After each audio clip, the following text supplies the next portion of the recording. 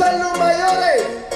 Tienen Mercedes, tienen pasta. ¿Qué más tú quieres? ¡Vamos! A mí me gusta que me traten como dama, aunque a veces se me olvide cuando estamos en la cama.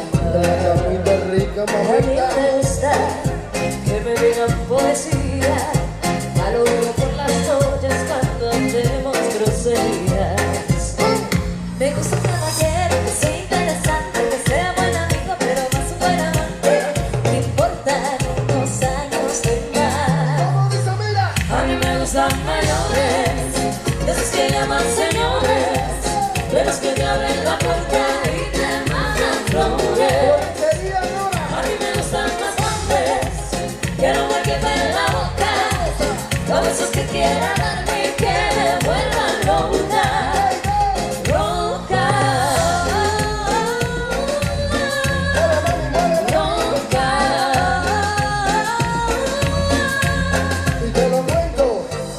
Yo no soy viejo, pero tengo la cuenta como uno. Si quieres a la cama, yo te llevo el desayuno. Como yo ninguno, un caballero con 31. Yo te pongo pato tu locura. Tú quieres que me estás segura. Yo te prometo un millón de aventuras. Y en la cama dura lo que él no dura. Ay, yo estoy aquí igualmente y cuando llegue. Conmigo no hace falta los juguetes. Yo todavía no lo de paquete. Pero si te gusta abusar con otro A mí bebé. me gustan mayores, de esos que llaman señores, de los que te abren la puerta y te mandan flores.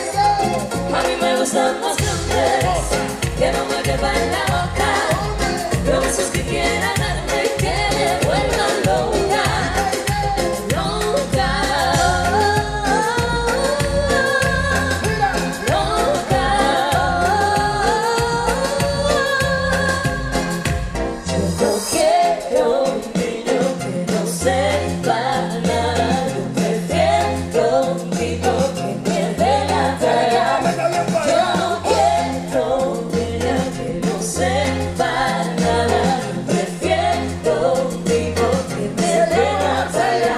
A mí me gustan mayores, de esos que llaman señores, de los que te abren la puerta y te mandan flores. A mí me gustan más grandes, que no me quepan la boca, todos esos que quieran darme y que me vuelvan loca. Loca, loca,